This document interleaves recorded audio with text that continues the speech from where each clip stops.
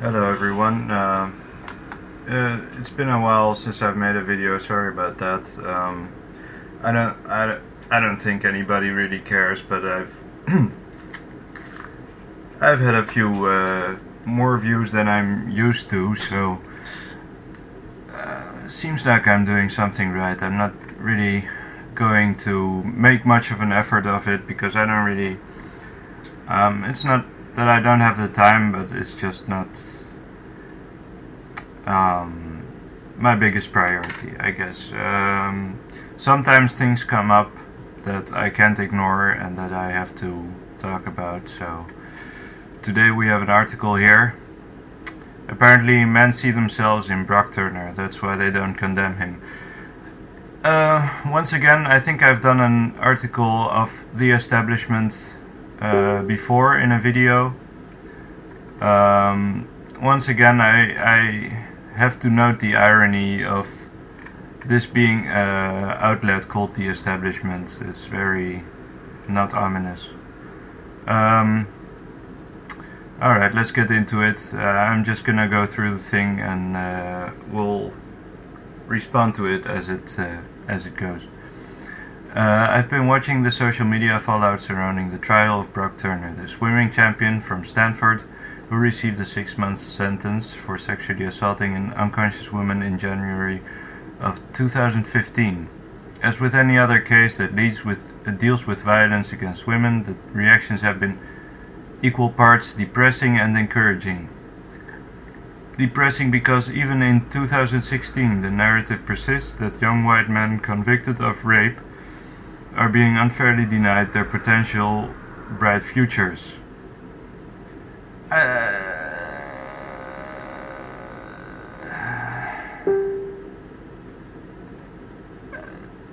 You'll see, this is going to be the lead argument throughout this whole thing, that apparently men convicted of rape get off easy because such a heavy accusation would deny them their bright future or whatever.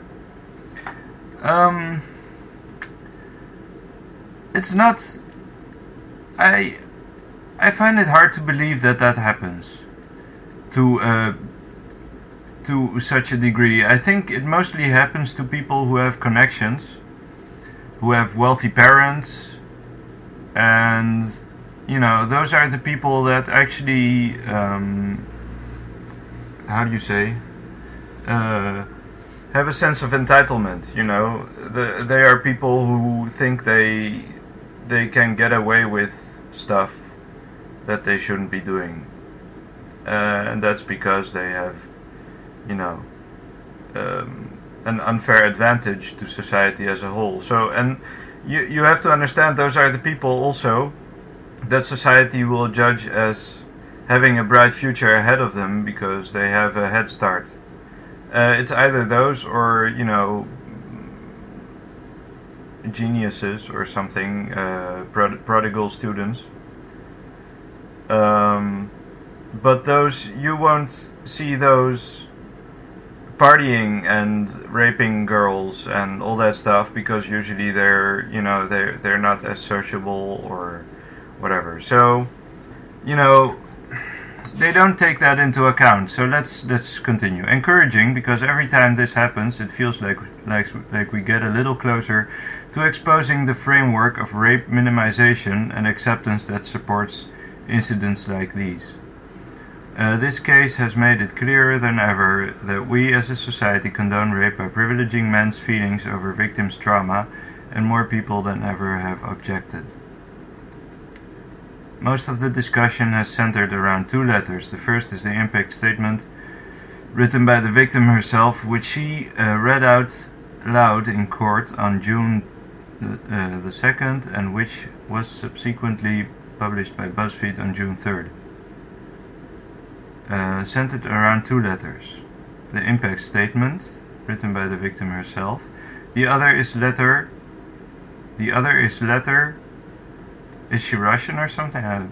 Written by Turner's father, asking for leniency in his sentencing. Stanford Law professor Michelle Dober brought this one to the public notice when she tweeted a portion of it. A portion. The former letter is as gutting as the letter is tone deaf. The woman that Turner attacked speaks of what it felt like to wake up in the hospital with pine needles and debris in her vagina. Meanwhile, Turner's father laments that his son no longer enjoys pretzels and argues he has been forced to pay too high a price for 20 minutes of action. Holy shit. Huh? Powerful letter. And you know, I'm not even in the mood to read all this shit now that I think about it. Your Honor, it is alright. Next thing I remember, Gurney in the hallway. You don't know me, but you've been inside me, and that's why we're here today. I mean, why? And this is on BuzzFeed, you know, that already gives me like reason to doubt. But I mean,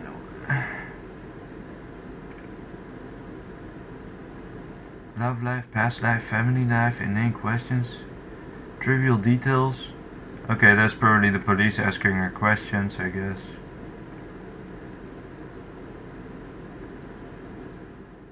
Answering questions.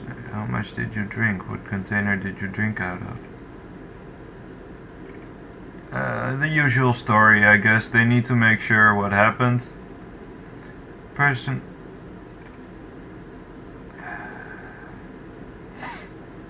Personality and welcoming smile. His every waking minute was consumed with worry, anxiety, fear and depression. You can see this in his face, the way he walks, his weakened voice, his lack of appetite. Brock has always enjoyed certain types of food and is not very good cook himself. Oh, is a very good. I was always excited to buy him a big ribeye steak, pretzels or chips, because I knew they wouldn't be around long after Brock walked in from a long swim practice. He barely consumes any food. His life will never be the same. That is a steep price to pay for 20 minutes of action out of his 20 years plus life. But they just cut it off somewhere, you know, they don't show you the whole letter.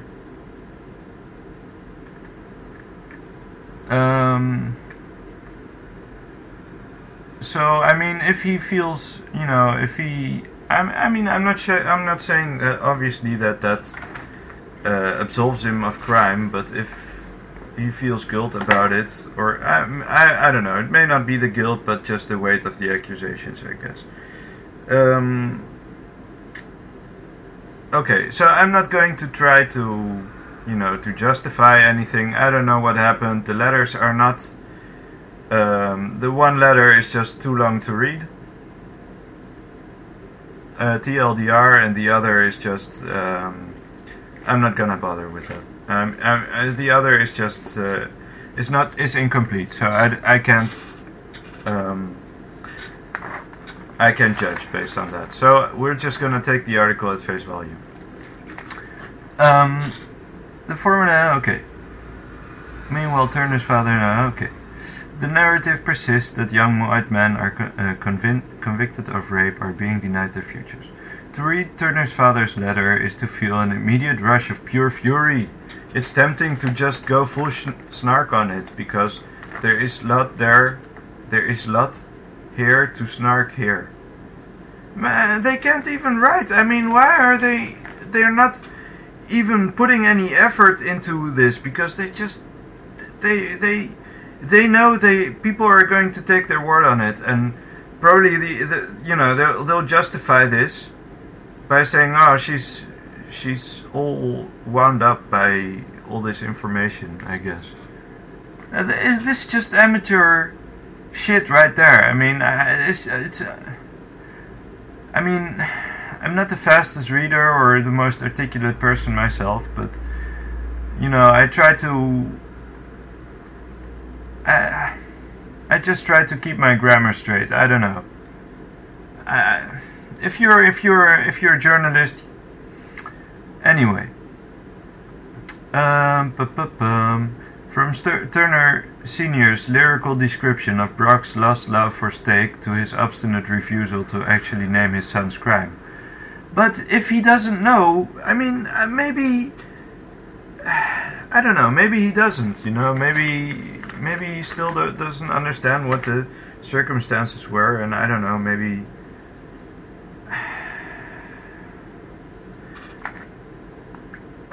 it's much harder to read the letter earnestly. Okay, sorry. The letter reads like a bad parody of how someone might talk about a rapist. It's much harder to read the letter earnestly. It feels almost impossible to comprehend that this man truly believes his son is the one deserving of pity. It's more comfortable to mock, but we can't just mock. We have to really look at, unsparingly and in detail, all the ways in which Turner's father's letter exemplifies how rape culture works. But you have yet to show me the whole thing. I want to see what his own take on the crime is, at least, you know. I don't know, man. Maybe...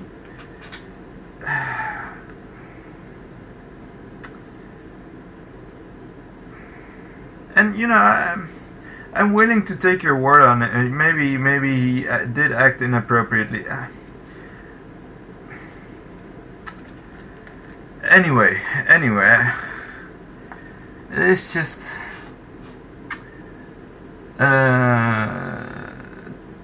all the ways in which Turner's father's letter exemplifies how rape culture works.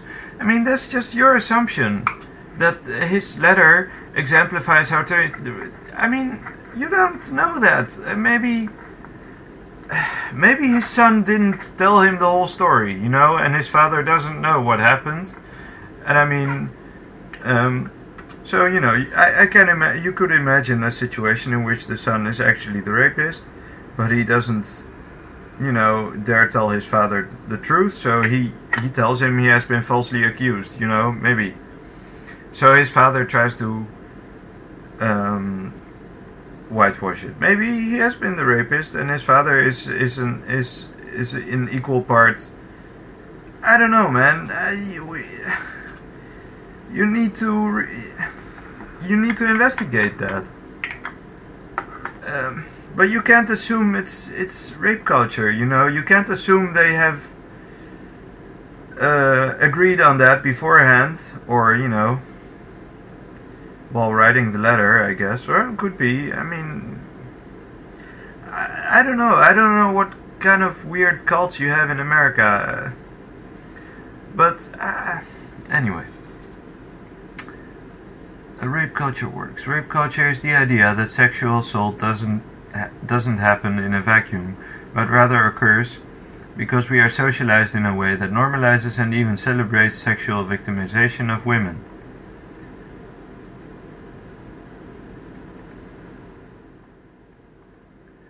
This is such doublespeak, because we are celebrating and normalizing victimization of women. You know, it apparently, and I'm not saying this case in particular, maybe it's not that this case in particular is an example of that. But you know, women are pushing for less stringent laws for rape accusations, you know. You need to investigate them and to determine whether they are justified or not. You know, you can't just put an innocent man in jail. That's the whole thing. That's all there is to it. I mean, maybe not. Maybe this guy wasn't. Maybe this guy wasn't innocent. You know, but there are other cases where men are accused of rape, and they may or may not have a bright future ahead of them. You know, but usually they're young men. Because, well, you know, young men, you know, they go out and they party, especially when they're popular, and they're easy targets in that case, especially when they have money, I guess. That would be a way to look at it. You know, so that makes it very interesting. So imagine a young rich kid, you know, student, who, you know, just is, you know, he's very popular with the girls, and he knows how to have a good time, and, you know, at some point he just fools around with a girl, and she knows he has money, everybody knows, so she accuses him of rape. You know, that could happen. I'm not saying rich kids are nice kids automatically, but being rich doesn't exclude you from being, you know, being a well-meaning kid. I mean, maybe he didn't, you know, maybe they just, I don't know, maybe he was just fooling around, I don't know. But, you know, it's the sexual victimization of women that gets perpetuated and celebrated and whatever. Because rapists are not celebrated. And you use these words, you know, I'm pretty sure this is a Freudian slip. And she means the opposite. She means that you can read it both ways. That's the thing. Maybe, you know, she didn't mean that, but it's an interesting way to put it. I don't know. It just seems suspect, you know. It just seems like you have your mind on a different, you know, you have different worries than what you're talking about. You're worried about the opposite, you know. That people are going to find out that you are celebrating and normalizing the sexual victimization of women, in the sense that you know, it's how do you say? It's the newest trend to be a rape victim. If you haven't been raped, you haven't been, or if you haven't accused someone of rape, you haven't achieved anything as a woman nowadays. In my experience, most men have a twofold reaction to that definition. First, they'll ask how it can be true that rape is normalized if rape is also understood to be one of the worst crimes a person can commit. That's a valid question. And second, they'll swear that they personally would never. Obviously they'll do that, because they'll never, you know, they would never dream of harming someone. And not everybody, obviously, and you know, you have people who have something with their brain or something, you know, I don't know. But then the thing is again twofold, you know. Either they don't think about it the same way we do, and they just have a sexual urge, and they just, you know, they're stronger than others, and they know how to enforce it on them, I don't know, without getting away with it. But those must be like 0.5% or something of the population. Or they know it's wrong, but they do it anyway because they don't see another way out of desperation. You know, you have those people too. And the thing about that is, how do you prevent that?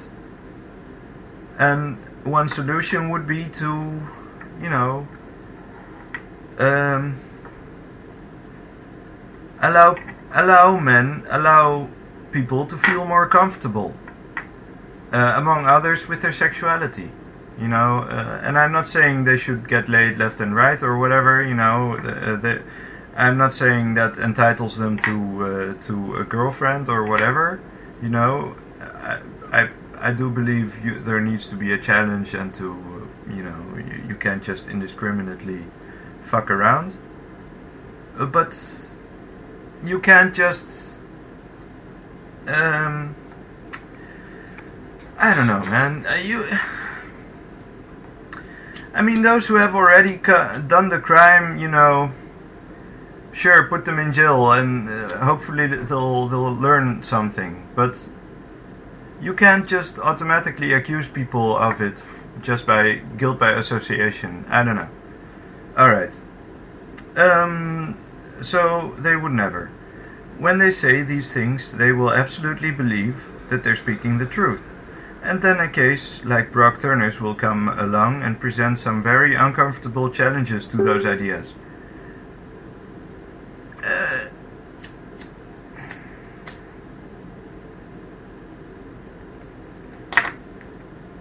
Everyone can agree that rape is objectively wrong, but problems crop up when we try to parse exactly what rape is and under what circumstances it occurs.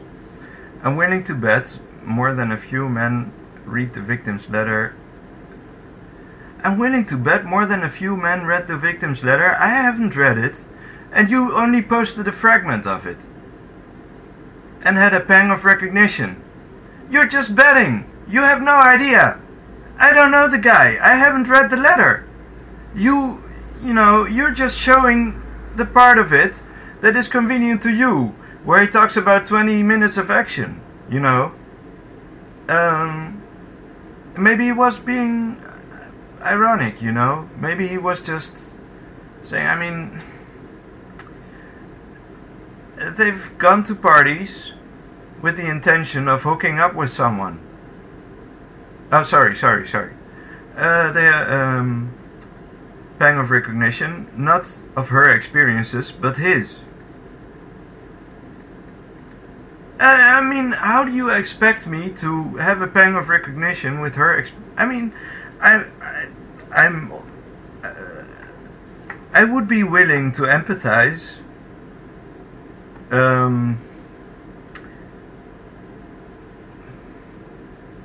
But something tells me that I'm not gonna be able to. Her letter is just... I mean, it's just striking the difference between the two letters, alright? And especially the two links you sent, you referenced. Right? The one is a fragment of a letter. I don't know how long it is. I don't know how much details there are. And I don't know what his point of view is.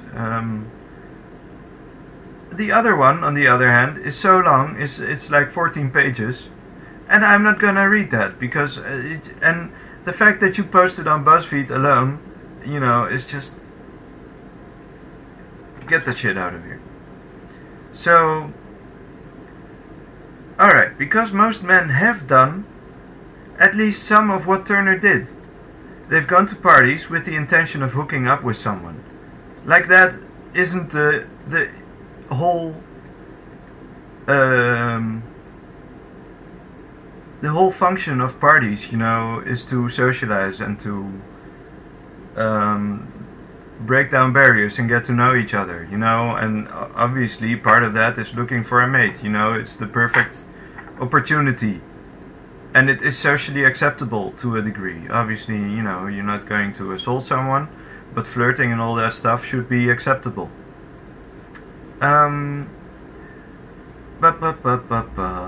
Hooking up with someone. They've zeroed in on the vulnerable girls. Never done that, the drunk girls. Never. Not once in my life. I don't like drunk girls, to be fair, to be honest. For one. And you know, and when I get drunk myself, I don't know. Usually it's not even, I don't even really get an opportunity like that. And it's not even that I don't try, but most girls are actually not, at least in my close proximity, are not even that interesting. So, you know, I generally am kind of the outsider in the parties. I have my own, you know, my head in the clouds, I guess.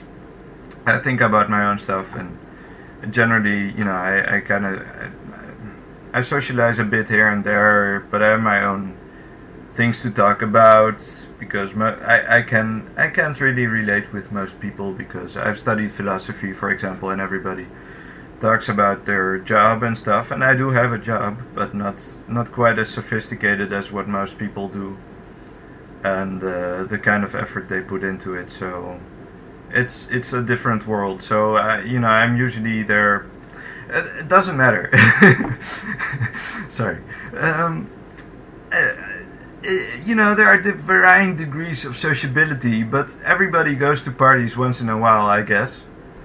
And everybody tries their luck, you know, and it's normal.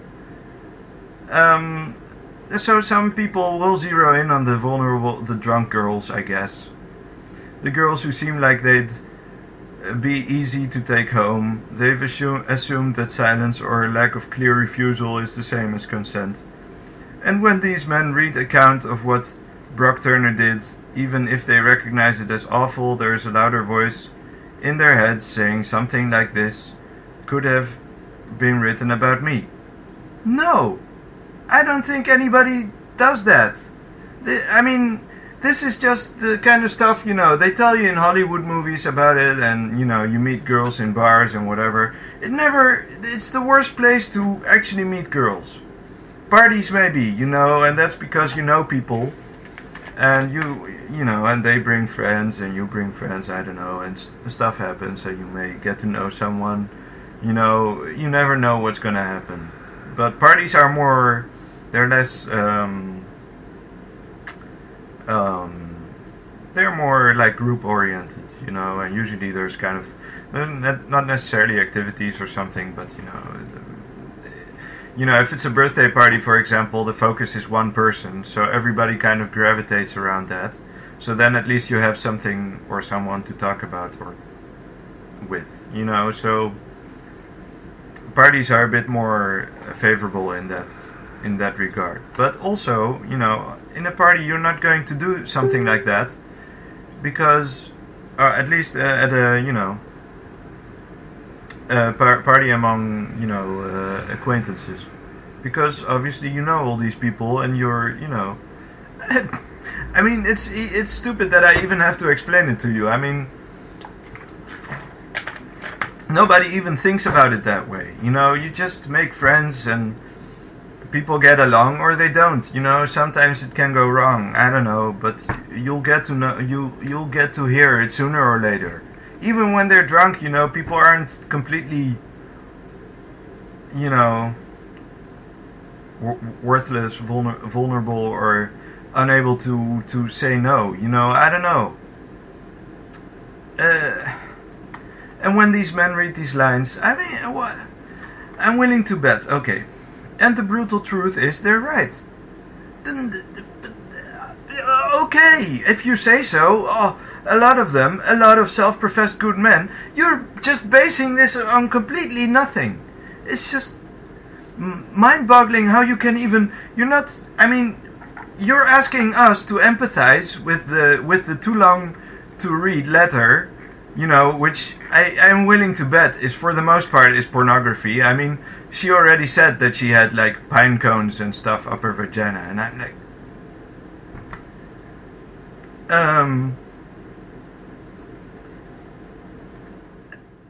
but so you're posting something that I'm supposed to take your word on it, but you're not empathizing with men, with what his situation may have been. I mean, you're not, and obviously there's a bigger problem than that, and that's hookup culture, but you're not even going to touch on that. It's all men's fault, obviously.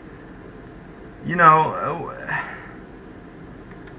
and nobody does that. Nobody thinks that way about women or about themselves. Nobody associates with this guy. Nobody knew about him before yesterday.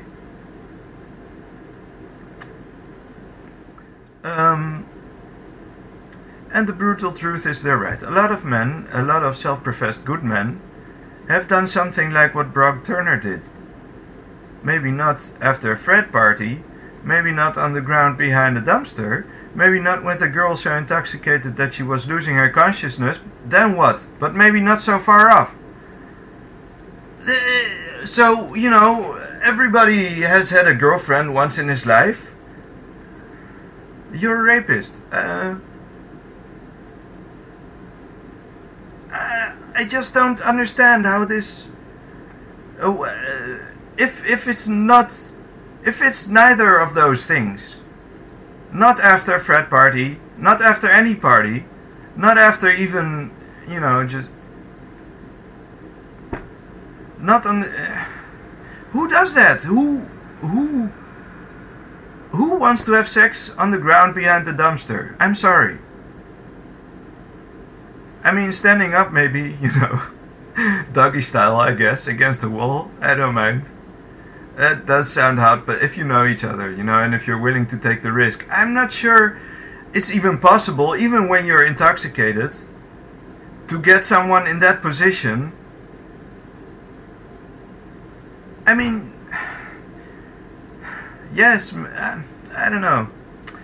I don't know, man. It just seems so far-fetched. Alright, perhaps in their case the girl was drunk, yes, but not so very much more drunk than they were, and she seemed to like it, and the next morning they went out for breakfast. So what's wrong with that? And they even went out for breakfast. It's not even like he just walked out the door and never called her back.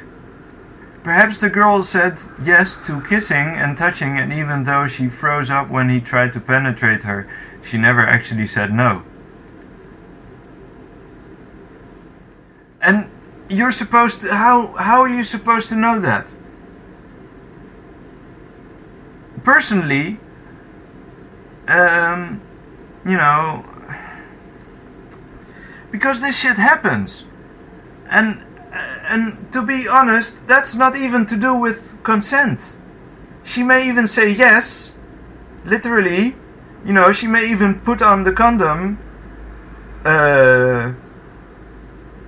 in a variety of ways, and, you know, say that she wants to, but her body not be saying yes, or, you know, it might even be me not wanting to, you know, even though I am ready and able, you know, I don't know. It happens.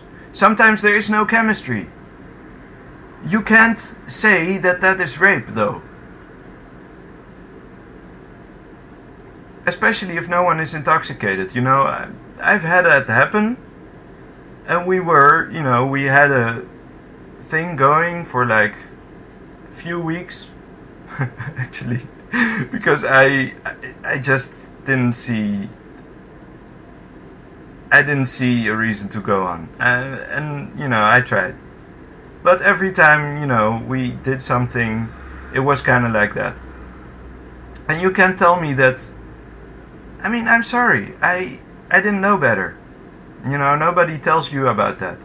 You think it's your fault that she didn't like it, or that you didn't last.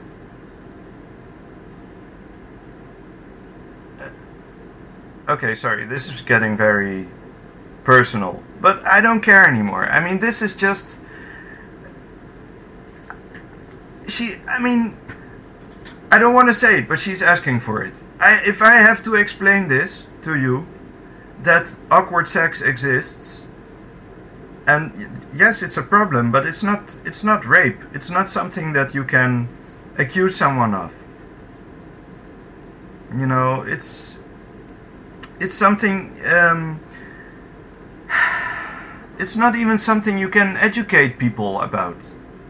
You have to, the thing about it is, my theory is you need to form a bond that is mental as well as physical. You know, sex and love are the same thing. You just need to attune yourselves to each other. And it's a thing that happens more or less naturally, and you have to, it's a matter of luck, more or less. You know, either you find someone who clicks or not, you know. Shit happens. And the problem with our hookup culture today is that you just don't know, because you don't have the time, you don't take the time to get to know each other. And before that, you know, we had the sacred institution of marriage, and you weren't supposed to have sex before that. So that way you had a failsafe, you know, you could change your mind without any lasting repercussions.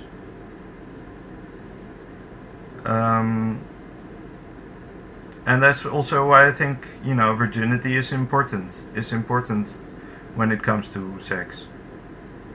The first time is important also to be a valuable experience. But how many of us nowadays can say that that is the case?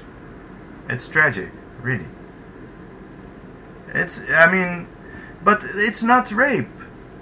If they're just partying and having fun, and they're getting together, and even if they regret it afterwards, you can't call it rape, because that's the kind of situation we have right now. Unless you want to go back to the old way, which I have nothing against. I would much prefer that, and I would recommend it.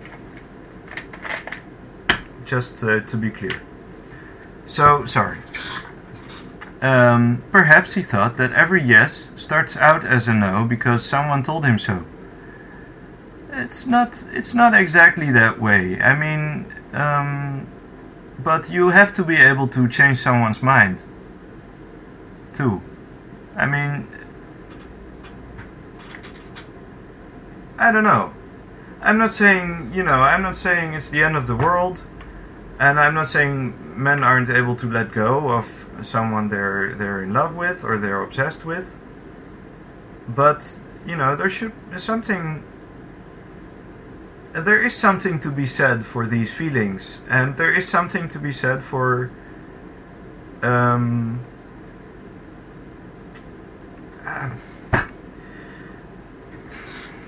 they really do amount to something, you know, and I don't like the way they're taken lightly nowadays. I don't know how else to put it. I have had my own experiences with them, and I'm not happy with the results I've had, you know, and I would like to have been able to convince someone that I was right, and that doesn't happen. You know, there is no you don't get a chance. And what I mean by that is not even, you know, consensual sex, because we never got that far. But just getting to know someone, just wanting to have a connection with someone, being friends with someone. I don't care. It doesn't matter, because once you get your foot in the door, you know, you can get somewhere. But we have to understand that, you know, it's quid pro quo. You have to give each other a chance. I mean, it may work out or it may not. And personally, I'm not one to accelerate things. I like taking things slow, you know. But, you know, let me earn your trust. That's what it's all about. So yes, it may start out as a no. In a healthy society, it may start out as a no. But, you know, there may also be a healthy kind of persistence. A healthy level of persistence. I don't know. Perhaps he thought that every yes starts out as a no. Or because every movie or TV show he'd been showed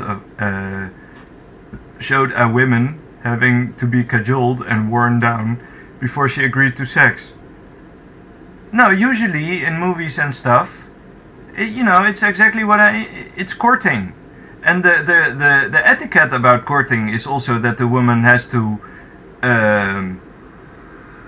deny a man's advances, because she has to make sure she gets the best candidate, you know. She has to make sure that he is trustworthy and that he is gonna take care of her and all that stuff. That's how it used to work, and it still does instinctively, you know. That's the way we behave to each other, even though the way our, you know, relationships work is not the same anymore.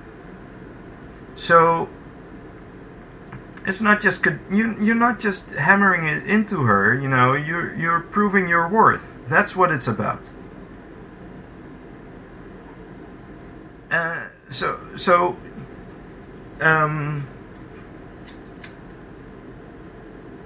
That's also why men instinctively don't, and this is, I'm gonna have to be careful saying this. They don't take rejection necessarily as absolute rejection, as an ultimatum, or as an absolutum, you know. The thing about that is, women, and especially women who have, you know, have a certain kind of, how do you say, refinement. Sorry. They have mastered the art of saying no. So they have a way of saying no in a way that is no, maybe, you know, and a way of saying no, go away, you know. There is, and I do think men are capable of understanding that, you know, that no means no.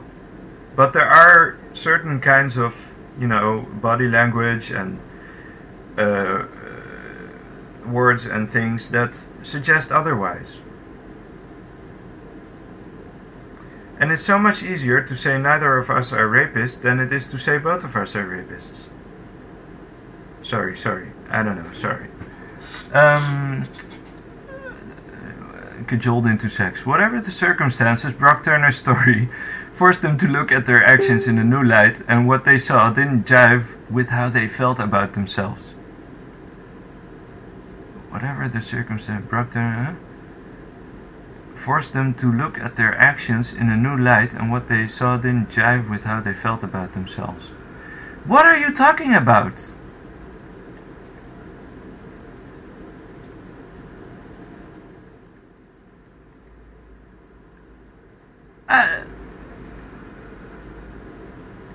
And it's so much easier to say that neither of us are rapists than it is to say both of us are rapists. What is that even supposed to mean? No, it's not at all easier. No one is going to deny that a rapist who has actually been accused or actually been proved guilty to be a rapist. There is no such thing. Men are able to perceive evil and guilt in each other. Men understand that you can betray someone's feelings. Men understand that you can take advantage of someone. Men understand that you can hurt someone. I don't know. It's not that hard. I don't know what you're thinking. This isn't empathy. You're not reading our minds right now. You're not even making you know, this is not even deduction or induction. This is just pure fantasy. I don't even know where you get this shit from. Where does it come from? What kind of I just, you know, you have to be so detached, so isolated from reality to be able to say this. I don't get what kind of fiction you're writing. It's just it's you know, if he is a rapist, then he is a rapist. But that doesn't mean that I am. That doesn't mean any guy is, unless he is proven to be, unless he has really done something wrong. And it happens, but you can't just...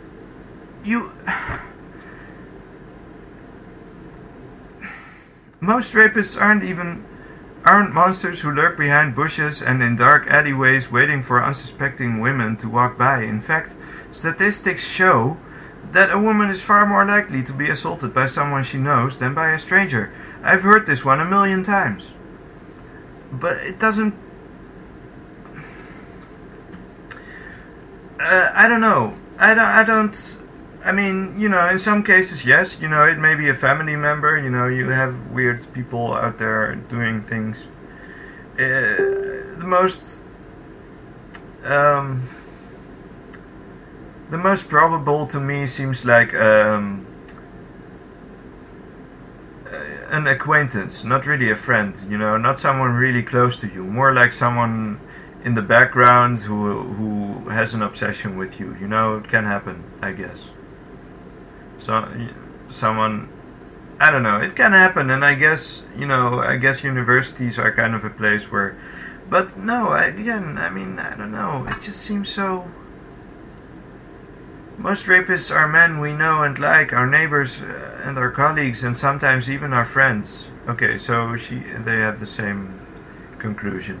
Men who might admit that things got a little bit out of hand, or that they didn't mean to go that far, but they got caught up in the heat of the moment. But yes, men like my friend's boyfriend, okay, who once referred to beer as liquid panty remover, only to declare minutes later that rapists deserve to be castrated.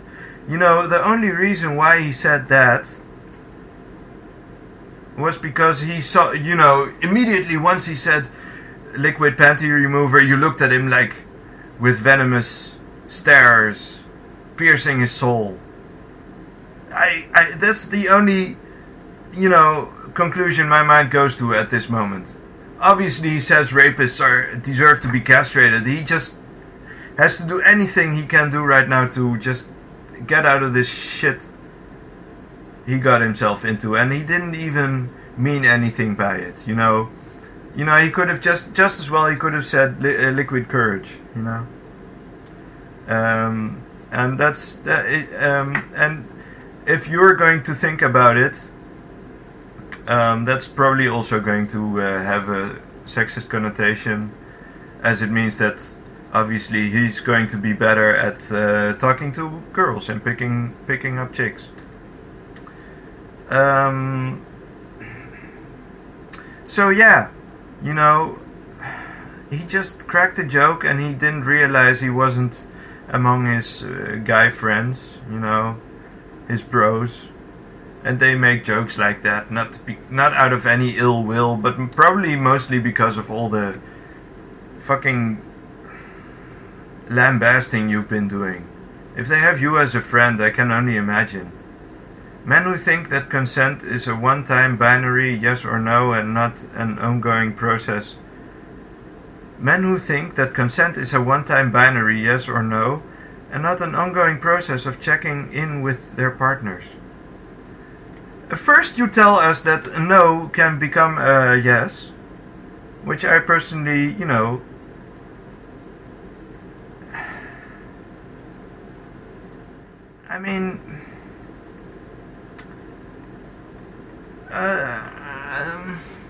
and then you say it's a one-time binary. So which is it? Because if a woman says no, and then says yes, if she is the one who changes her mind, right? You're fooling around, and you're about to have sex, and first she says no, and you're not really pushing it, but you're just kind of, you put on a movie, Netflix and chill, and you keep fooling around somehow. You can't just, you somehow just can't keep your hands off of each other, and it's mutual, and she says yes, then it's obviously not a one-time binary, and obviously, I don't know, man. It may be the other way around, maybe a man, I don't know, it's just, I don't know. Men we think of as nice guys. Men who look just like everyone else. People often poo-poo the idea that we live in a culture where rape is normalized, and yet it's hard to imagine what other conclusions they may draw from this scenario. A man was found on the ground behind a dumpster with his hand inside the vagina of an unconscious woman. When confronted, the man immediately bolted. He was only caught because one of the people who found him chased and tackled him. The woman, who was listed in the police report as breathing out but non-responsive, was covered in cuts and bruises, and yet this man said she had consented, that she had been conscious when he'd started, that she had liked it. The man's father wrote a letter saying that the consequences for the assault were too strict, and that the man felt bad enough as it was. Maybe she did consent. I don't know.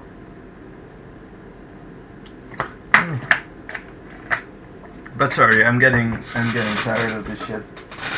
Because the way, I mean, I understand, but only halfway this paragraph, I understood that she's talking about the situation. Because this could be just any, I don't know. But I like how they were found there. It's not like he bolted before anyone got the chance to find him, It almost makes me think like he was unconscious too, like they both had passed out like from the amazing sex they had. I mean, I can't... It's just such a weird scenario. Why would you... If you're the one remembering this stuff and having a clear memory and presumably being awake at this moment, why wouldn't you just leave? I don't know.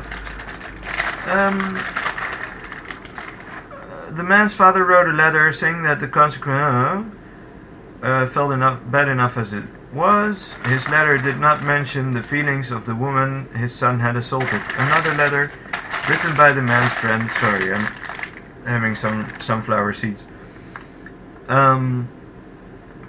Sorry. I just... this is taking so long. Another letter written by the man's friend implied that the woman was inventing her charges and blamed political correctness for the whole brouhaha. So, see, when the case went to trial, the jury found him guilty of 3 counts of sexual assault, and the man faced a maximum of 14 years in prison. The judge shortened the sentence to 6 months in the county jail with probation, saying that the impact of a longer sentence would be too severe. To be honest, I don't know. It seems like just a regular, I don't know, like a hookup, which maybe they both regretted. I don't know, but the worst part is, this feels like the best case scenario. In fact, it is a best case scenario. And to be honest, I don't know, man. I don't know. Maybe, just maybe, you could imagine a situation wherein a guy who is fucking convicted for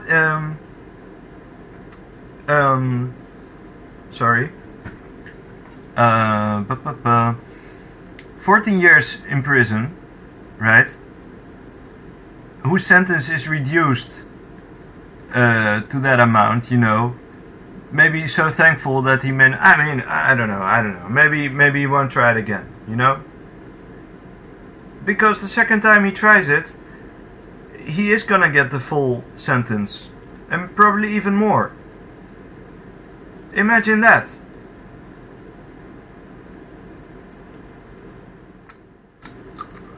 Because men, they may... Even if you think they're these bloodthirsty hounds that just rape you all over the place, they're not stupid, and laws exist, and they still found him guilty. It's not like anyone even listened to his friend saying that she may have invented stuff. And may have falsely accused him and, done some proper investigation. And the worst part is, this feels like the best case scenario. In fact, there's a small part of me that is still somewhat shocked that a white man from a well-connected family was convicted at all. Okay, so he is well-connected. See, so there you have it. That's one thing. This is one way this could have gone, That's a different story, again. touched upon it at the beginning. But please tell me again about how our society takes rape very seriously. Come on. It could have been just an ordinary hookup. And they still charged him with 3 counts of assault. We know and like men think of as nice guys. Brock Turner's father might be right, that he does not have a violent past. It might, in fact, be accurate to say that up until the events of January 17th, 2015, Brock Turner had led an exemplary life. It might, in fact, be accurate. It might. Let's not look at the facts. I don't know. It's possible that at the time, Turner did not consider what he was doing to be sexual assault. But it was. The fact that he's not a violent monster doesn't mean he isn't a rapist. Oh, okay, so that's where I went wrong, isn't it? He's a rapist because he committed rape. If these nice men who kind of sort of identify with what he did committed rapes, they're rapists too. Okay, if you say so. I don't know. Did they? Maybe in their case, it is actually just a hookup. What about that? Maybe they just made a mistake. Or a woman actually did make up false rape claims. And this is what we need to talk about over and over. No shit. The fact that nice boys from nice families commit rape. No, they don't. The fact that assault can happen even when the rapist does not feel like he is committing rape. It's not about him not feeling like committing rape. That's not the case. A guy knows when he's raping someone. Either you're literally forcing someone. No, that's the only way you can rape someone. You can have awkward sex, as I said. You can have raunchy sex that you regret later. But you know when it's rape. What do you take us for? Okay. Because someone told him that attacks like the one Brock Turner committed are just normal romance.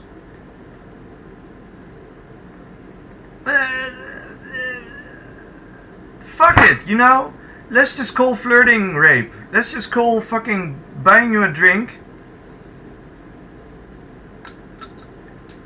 Let's just call that rape,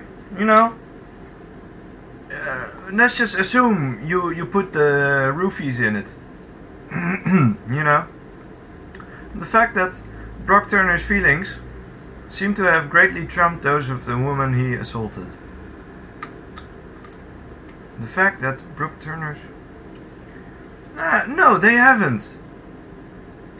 Because you still haven't shown me the complete letter of his father or whatever, anything. You didn't even show his friend's letter because you just mentioned it out of the blue. I didn't even know it existed, Maybe there is actually, maybe he's right. I don't know. I can't judge that now. I don't have the sources. And I'm not gonna look it up because, to be completely fair, it's none of my business. But oh, sorry, I'm just rage eating sunflower seeds right now. There's such great stress relief. The fact that Brock Turner's feelings seem to have greatly trumped those of the woman he assaulted. We need to talk about how so many reactions to stories like these center the man's feelings. No, they don't. They never do.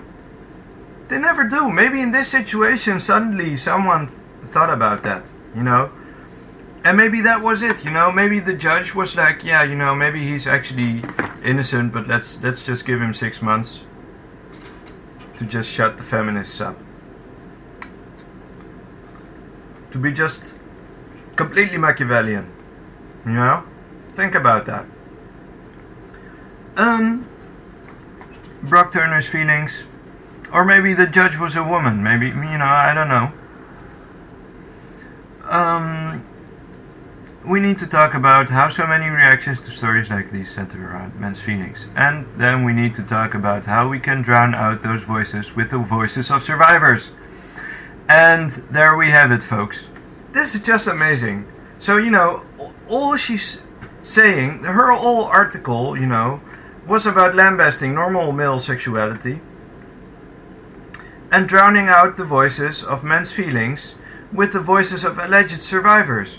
You know, she's not saying, she's not specifying what that means. You know, for all you know, for all I care, in fact, and for all we've seen from feminists so far, is that all she means is that let's just have more survivors, you know? Let's just accuse men of rape by the dozens, by the buckets. Let's just put them all in fucking prison. Let's just do it that. That's the final solution, isn't it? Well done. Alright. Hope you enjoyed, everyone. I mean, seriously, this is just... We're done. It's the end. This is the establishment. They're saying it. It's obvious. You don't even need to I mean, this stuff is just irrelevant. The whole story might just have been made up. For all you know, fuck it. Let's just put them all send them to Dachau. Give them the golden stars and send them off and castrate them. Alright, hope you enjoyed. Ta-ta, see you next time.